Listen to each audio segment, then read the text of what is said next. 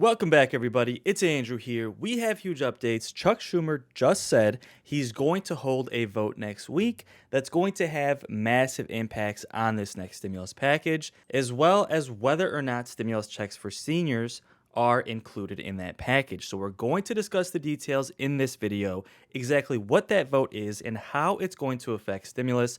We're also going to cover the fact that Nancy Pelosi continues to insist that they can strike a deal with Joe Manchin, despite the fact that a lot of Democrats are wondering whether or not a deal even exists that could get Joe Manchin on board. So let's discuss the details. But before we jump into it, do me a quick favor, hit like, hit subscribe, and share this channel with anyone who you think might find this helpful. This is a community for seniors, and my job here is to be a voice for you and be a voice for seniors to make sure President Biden keeps his promise to increase Social Security benefits, increase SSI and SSDI, and even include a stimulus check for seniors in this next stimulus package. So thank you so much for being a part of our community. And if you really want to support my work, subscribe to my second channel and become a channel member to this channel. All you have to do is click on one of the links in the comments of this video. And by becoming a member, you support my work and you allow me to do this full time, to do the research and share the news that affects seniors the most. So shout out to our most recent members, Ramona, Karen, Amy, Frank, and Doris. We couldn't do this without you. So with that said, let's jump right into today's update. Chuck Schumer just scheduled a vote for next week, Monday, January 17th, and this has to do with the filibuster. Now, Chuck Schumer is honing in on changing the filibuster rules, specifically when it comes to allowing voting rights changes to occur. Now, experts are saying that Democrats are using this as basically a catapult to be able to change the filibuster rules, which would not only let them change voting rights laws in the present, but also set the stage to make things more easily approved in the future as well. This includes things like the stimulus package, smaller multiple stimulus packages going forward, instead of having to do one massive stimulus package through budget reconciliation. And a lot of political experts are saying that the reason they're really honing in on voting rights is that this is almost an excuse. Not that it's not important, but they're really using this as a reason to tweak the filibuster rule and just allow them to approve more legislation in general. See, with the midterm elections coming up in November, in about 3 or 4 months, Democrats are going to be completely in campaign mode, and they're really not going to have a ton of time left over to focus on getting these packages done. So really, sometime between now and May is when experts think all of these things have to get done. They have to get this Build Back Better package done, anything else Democrats want to get done, including the fact that they still have to approve government funding, because that is going to end in the middle of February as well. Remember, that temporary solution is going to run out in about a month, so that's something that has to get done. Otherwise, the government's going to face a shutdown once again. So they have to fund the government. They have to get the next package done, the Build Back Better Act. Bernie Sanders is trying to include that debit card for seniors anywhere between $1,000 and $2,000 to help them pay for medical expenses. So what does this vote next week have to do with the stimulus package? Well, first of all, Chuck Schumer is going to bring the voting rights bill to a vote.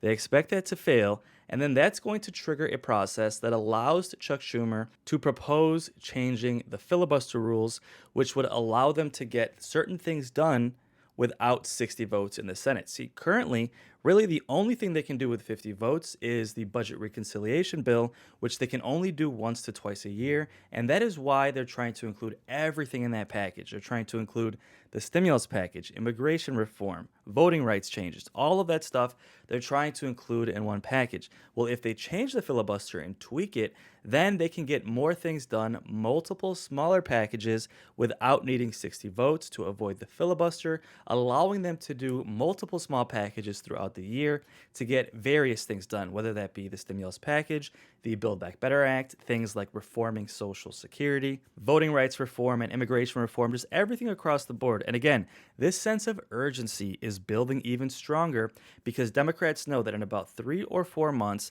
they're going to be fully in campaign mode. And basically, they don't really have much to campaign on, right? There were a lot of promises. Of course, they promised the third stimulus check, which they did get done. They promised the physical stimulus plan, which they got done as well. but a lot of people aren't really excited about those things, right? Obviously, the third stimulus check was a huge help, but at this point, that was 10 months ago.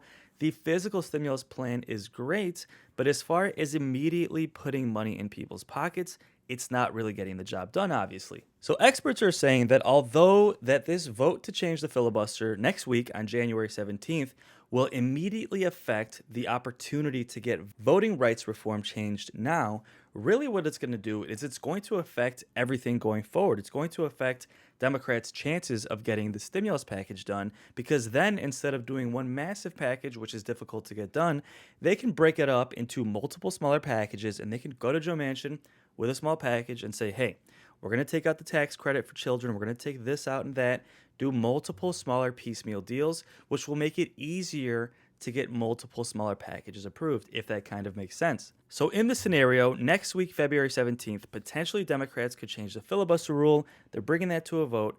Then that would allow them to do something like pass a piecemeal stimulus package, which just does Social Security changes, or just does a Medicare expansion, or even could do something like the $1,000 voucher that Bernie Sanders wants to include in the package. They could do that as a standalone bill because they would have the opportunity to do multiple smaller standalone bills. So although it's not going to immediately affect the stimulus package going forward, in the near future, it would have a massive impact as to how much we could get done going forward. So, Chuck Schumer just held an interview discussing the fact that they want to make these changes because, quite frankly, there's too much gridlock and nothing is able to get done. And again, although they're focusing on voting rights, this would indirectly have effects on the next stimulus package as well. So, let's take a quick look and see what Chuck Schumer had to say. Then we're going to discuss Joe Manchin and Nancy Pelosi and the prospects of getting this deal done. One of the things that has emerged in the last few days is that the Republican leader, Mr. McConnell, has reportedly suggested that he is open to one small piece of the package of reforms and the package of protections that you and your colleagues in the Biden administration support. In terms of protecting voting rights, that he is potentially open to supporting reforms to the Electoral Count Act to try to prevent the limited procedural shenanigans that gave them their theory of the case in terms of why the Capitol attack happened on January 6th.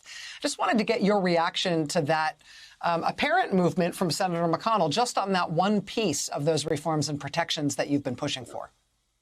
Well, let me say this. I think that what they're trying to do is try to substitute that for the very needed reforms that we have urged, undoing what the state legislatures are doing throughout the country.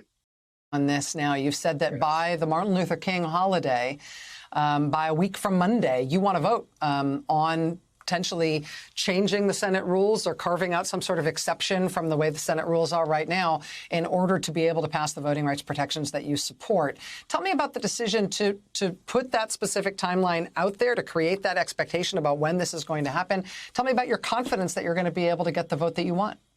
Okay, so obviously Chuck Schumer putting pressure on Democrats, specifically Joe Manchin and Kyrsten Sinema, right? We've heard this before. He brings things to a vote to put them on record and say, hey, you're voting against the stimulus package, or you're voting against changing voting rights, things like that. But will that work? We'll have to wait and see. Mitch McConnell has been really pushing Joe Manchin to not vote for these things.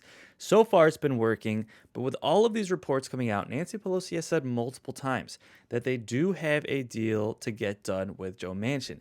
Now, how would they get that done? Would they have to take out the monthly stimulus check for families? Would they still be able to include the stimulus check for seniors? We'll have to wait and see. Of course, the most important thing for us on this channel is to make sure we get that stimulus check for seniors done.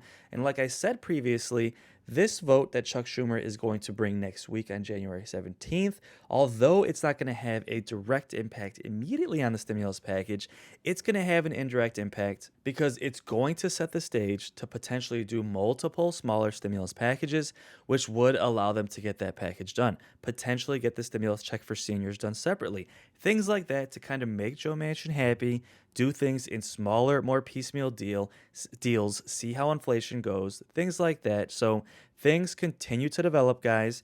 don't forget to subscribe, and I will keep you posted as we get more updates. On Monday, January 17th, we expect to find out whether or not Democrats approve Chuck Schumer's vote to change the filibuster rules.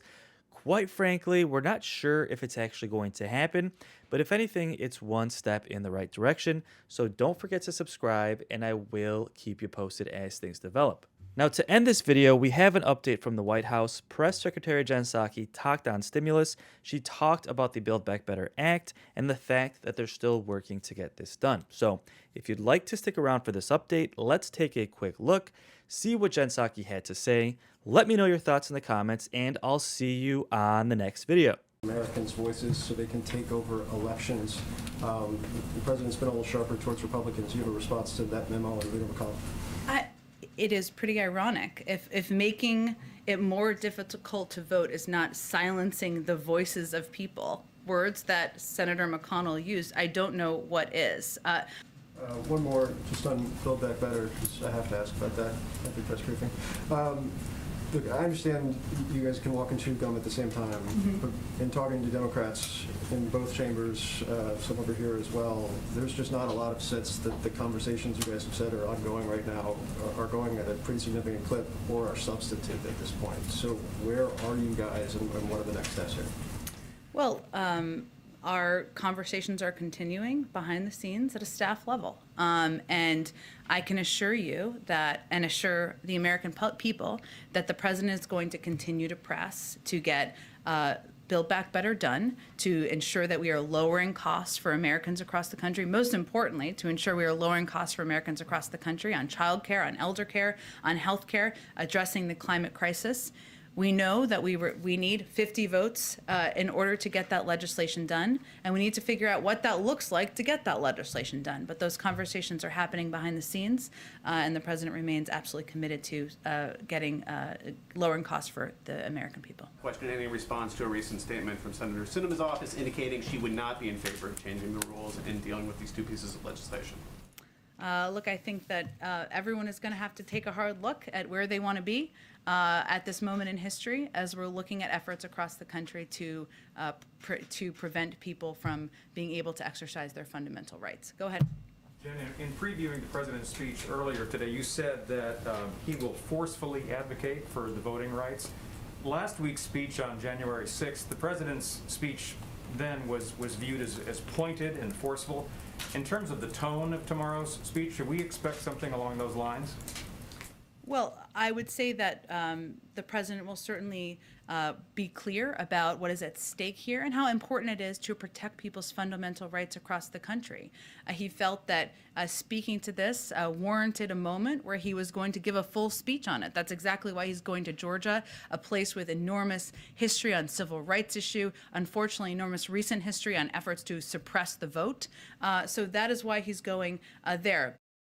Last one. Go ahead. Goldman Sachs is saying that there's going to be 4 rate hikes this year. The Federal Reserve indicated maybe 3. If they move a quarter of a point, the Committee for Responsible Federal Budget says that 3 hikes would add an additional $175 billion a year to a debt payment alone. So does this change the thinking of the White House in terms of how much spending the president wants to do as the rate hikes start to come in? Well, first, I always like to say monetary policy is the purview of the Federal Reserve, and we respect their independence. Interest rates have been, kind of as you touched on there, at historically low levels during the pandemic. We always knew that as the economy recovered and gained strength, interest rates would rise to more historically typical levels.